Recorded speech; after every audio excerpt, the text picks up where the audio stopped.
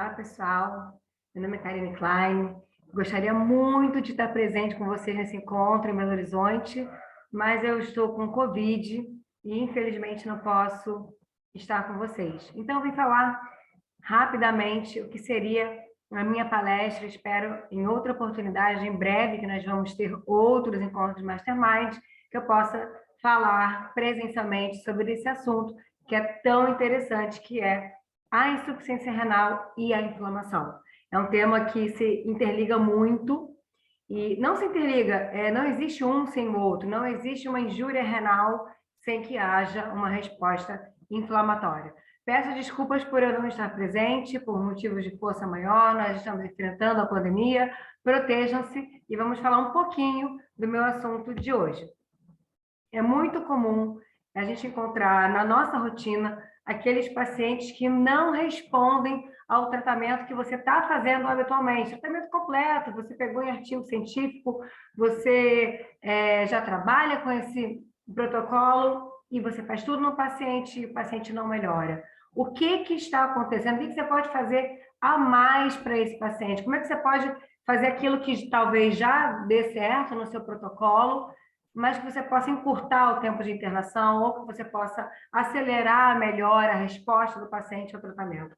Existem várias formas e uma delas vocês ouviram com a professora Ruth Mercúrio, que falou anteriormente sobre a parte dos antioxidantes, da resposta imunológica, da epigenética. Isso tudo funciona. Então, é a gente parar de tratar a doença para tratar também o doente.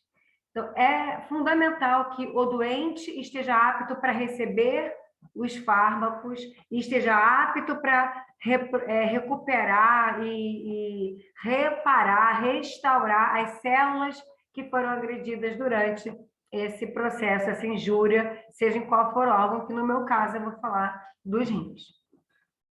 A insuficiência renal é a diminuição da função renal, que pode ser abrupta, na injúria renal aguda, ou crônica, quando isso acontece ao longo de dias e meses, ultrapassando 3 meses. Ou seja, uma injúria renal aguda que não foi resolvida até 3 meses, ela já pode ser classificada numa doença renal crônica. E onde entra a inflamação nessa história? A gente sabe que a inflamação ela é uma resposta à infecção, a um tecido, né, para erradicar aquilo que está agredindo. E no rim não é diferente, né? Todo o sangue é filtrado no rim. Se tudo que está no sangue passa pelo rim, e tudo que está no sangue passa pelo rim várias vezes ao dia, imaginem que bactérias, hemoparasitoses, as próprias células do organismo, né? As células de defesa, né? Os leucócitos, são células normais, quando estão em excesso, elas vão causando uma sobrecarga nesse filtro que é o rim. Na verdade, não é o rim, é o glomérulo. Na verdade, não é o glomérulo, são as estruturas do glomérulo. Na verdade, não são estruturas do glomérulo, a gente está falando da barreira de filtração, que é algo muito mais microscópico. Então, vocês vão ver que durante essa minha palestra, a foto do rim vai aparecer no último slide. Porque a proposta desse encontro Mastermind é trazer uma nova filosofia, que é tratar o paciente de dentro para fora, mas de dentro mesmo. Nós vamos falar de células, de mitocôndrias, de ATP, e é dessa forma que a gente se propõe a tratar o nosso paciente. Então, o processo inflamatório, ele vai lesar tecidos, vai lesar células, independente se é rim, se é pulmão, se é vaso, né? O paciente renal, ele vai estar comprometido como um todo. Ele não vai ter problema só no rim. Tem algum problema primário, pode ser uma hemoparasitose, causando uma sobrecarga renal secundária. Mas como é que é o vaso desse paciente? Será que ele não tem vasculite? Né? Será que ele tem flebite? Ele com certeza tem um processo inflamatório, porque o processo inflamatório é fundamental para a manutenção da vida. O organismo está tentando se defender dessa agressão. O problema não é o processo inflamatório, o problema é a exacerbação dessa resposta inflamatória. Por isso que hoje ela é um objetivo terapêutico. O objetivo terapêutico é controlar essa inflamação.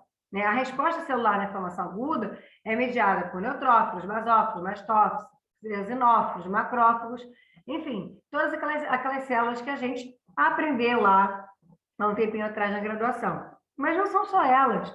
Quando os neutrófilos são ativados, existe toda uma cascata, como vocês podem ver aqui nesse desenho.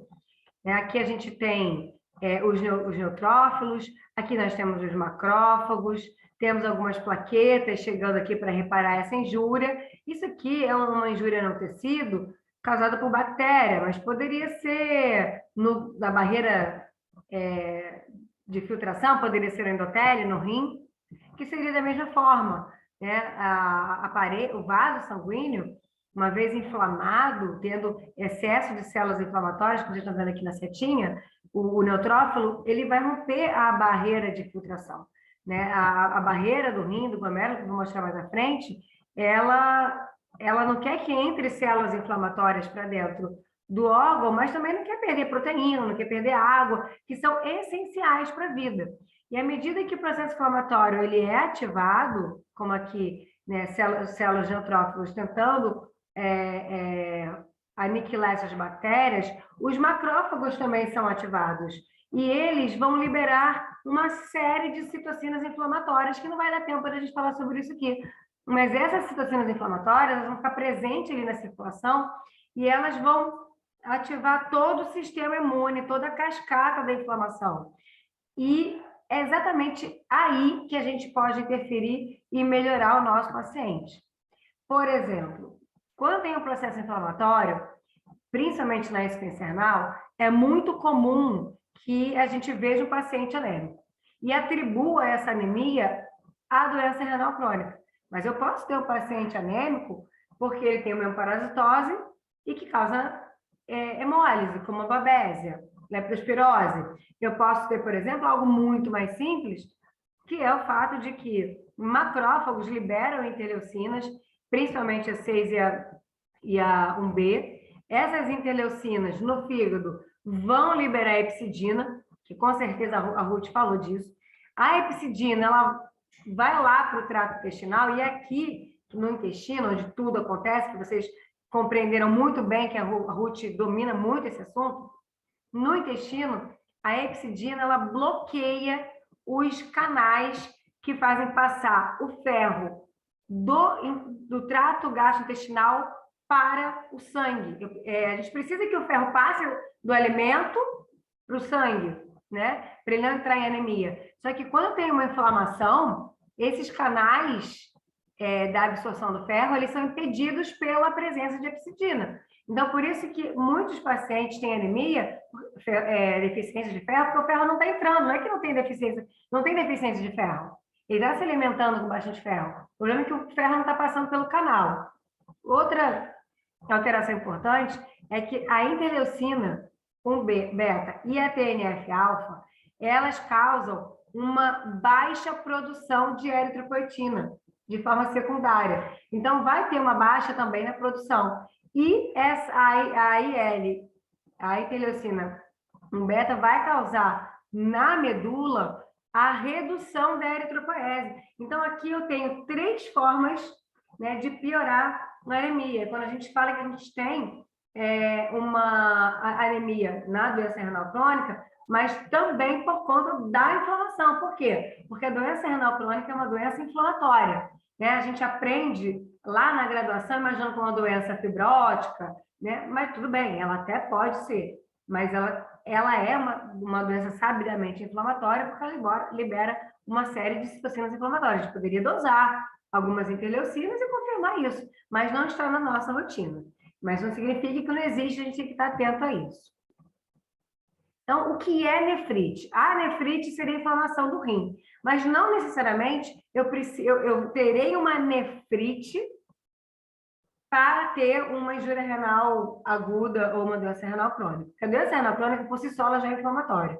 A injúria renal aguda, provavelmente, porque ela tem um agente primário causando a injúria renal aguda, e que normalmente vai causar uma resposta inflamatória. A nefrite, por que eu quis colocar aqui? Porque a nefrite, ela é inflamação do órgão, ela é inflamação do rim, diferente do processo inflamatório envolvido numa doença renal crônica. A doença renal crônica, eu não tenho necessariamente inflamação do rim, Eu tenho a liberação de citocinas inflamatórias na corrente sanguínea. São coisas diferentes.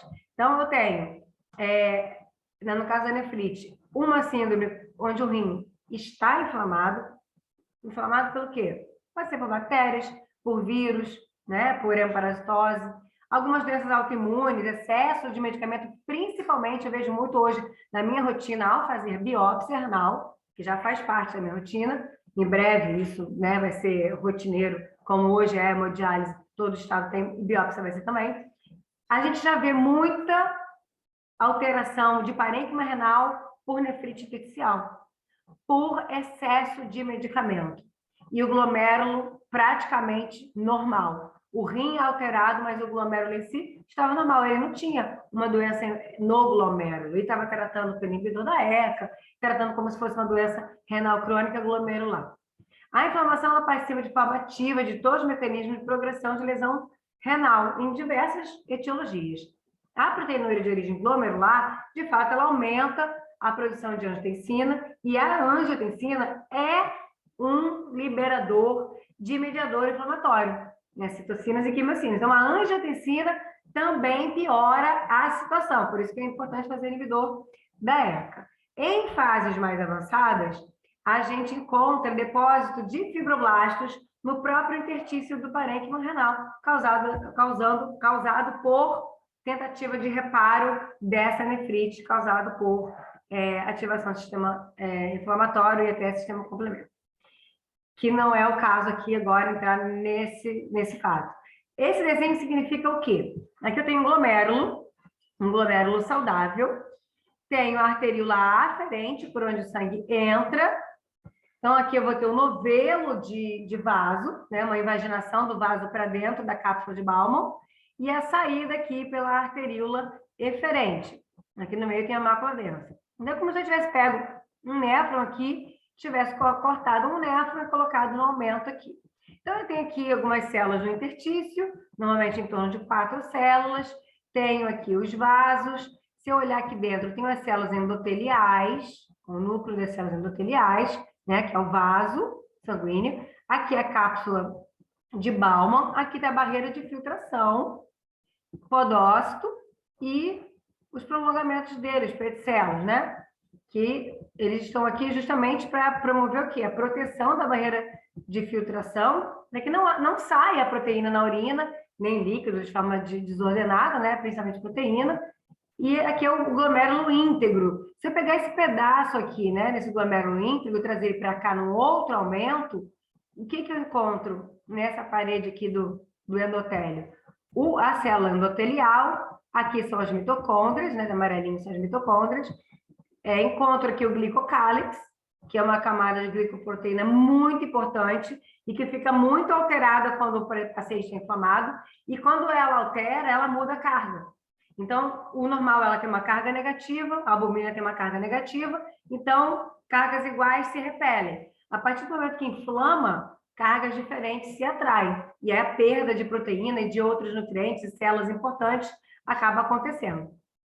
Aqui eu tenho o podócito, esse grande, aqui ó, esse grande aqui, é o podócito.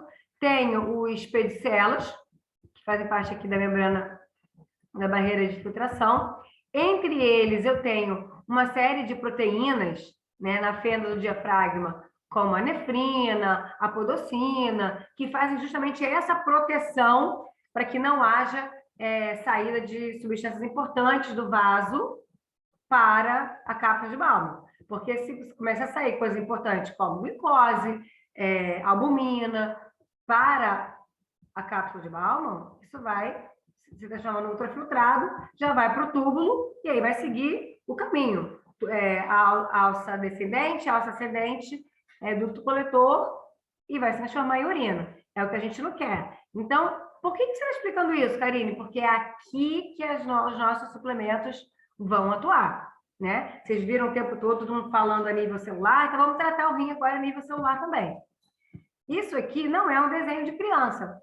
É a microscopia eletrônica daquela foto anterior, tá? Como se fosse essa foto aqui, eu tirasse essa foto e virasse ela de cabeça para baixo. Então, aqui tem o podócito, tem os pedicelos e aqui a barreira de filtração celular endotelial. É exatamente isso que eu estou vendo aqui, ó. Os pedicelos, né? Aqui tem um podócito, aqui grandão, ó. E aqui os pedicelos, né? E aqui é a barreira de filtração e aqui é o vaso, né? Aqui é onde está passando sangue para filtrar. Interessante, né? Aqui que a gente vai tratar. Por que a gente não detecta essas alterações? Primeiro que a gente não faz com frequência a dosagem de proteína C reativa, né, que é o detector, assim, o exame que detecta o processo inflamatório. A gente não tem como também medir algumas interleucinas, porque não é rotina, tem um custo elevado, mas a gente pode pedir, principalmente L6.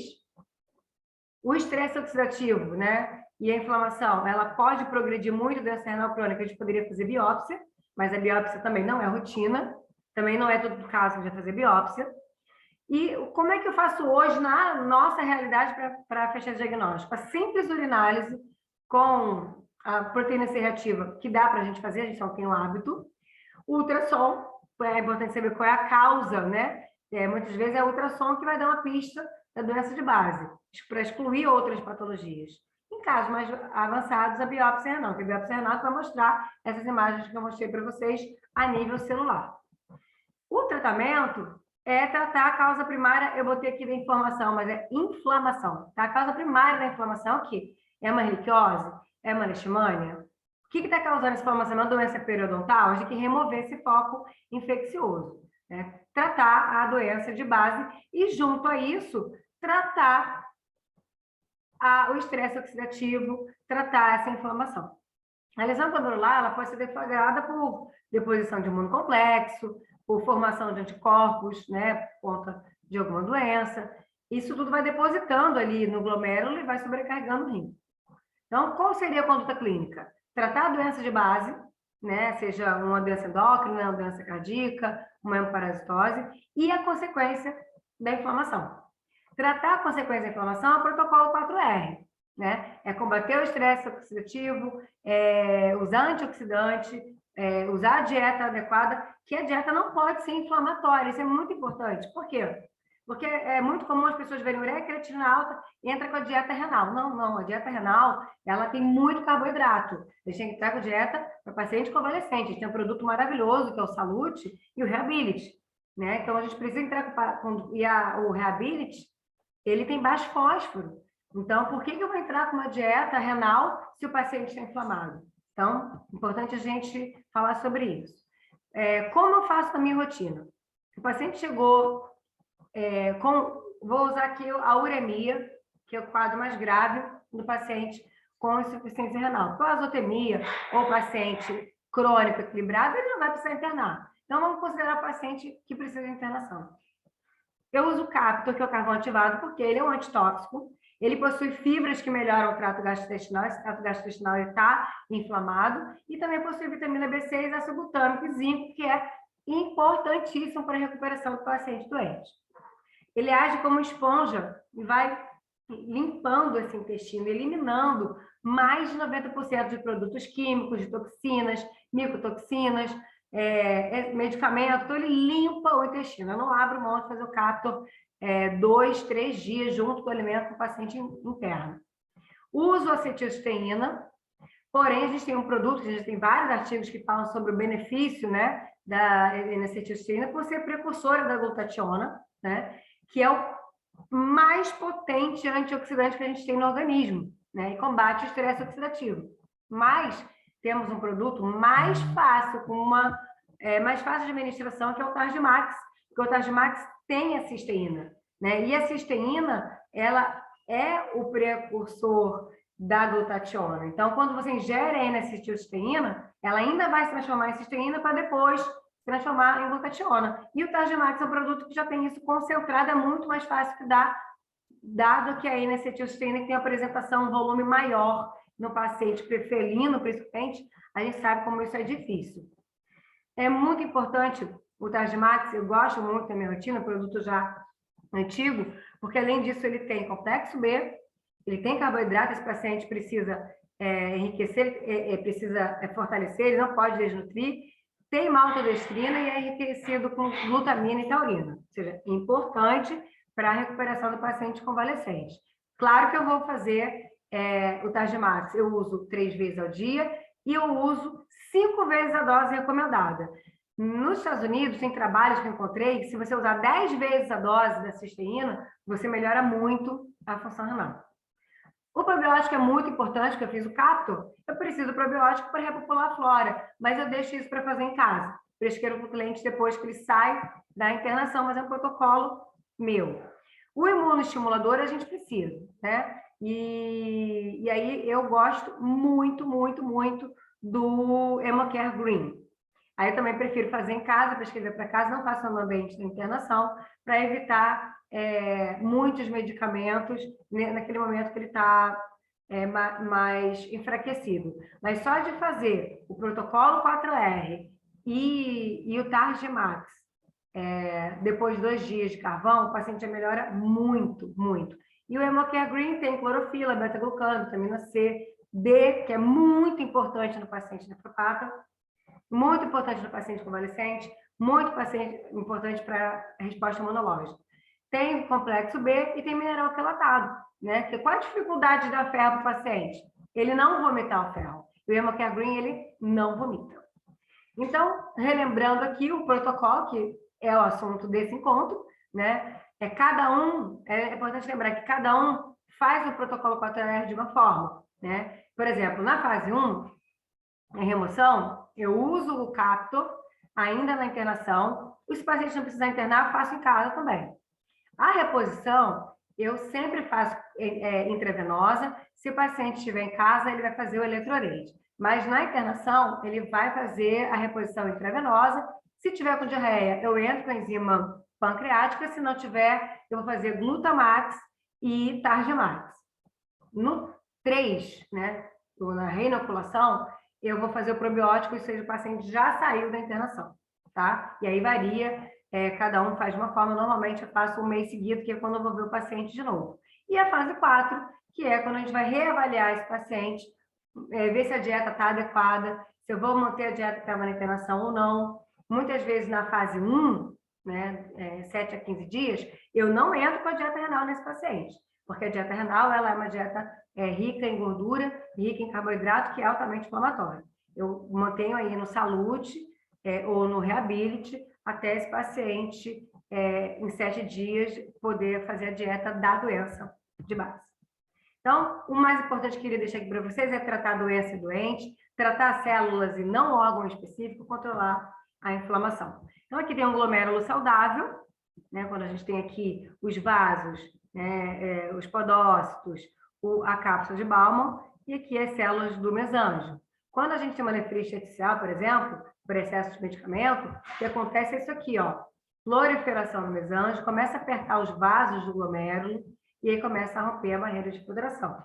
Então, se a gente tratar com o protocolo 4R, entender um pouco os antioxidantes, a gente evita isso daqui, ou faz com que isso aqui melhore, porque uma vez que esse excesso de depósito aqui de colágeno começa a fibrosar, não tem mais volta. É um néfron perdido. Então, podemos tratar todos os órgãos se a gente tratar as células dele. Muito obrigada. Espero estar com vocês presencialmente no próximo evento e que seja o mais breve possível.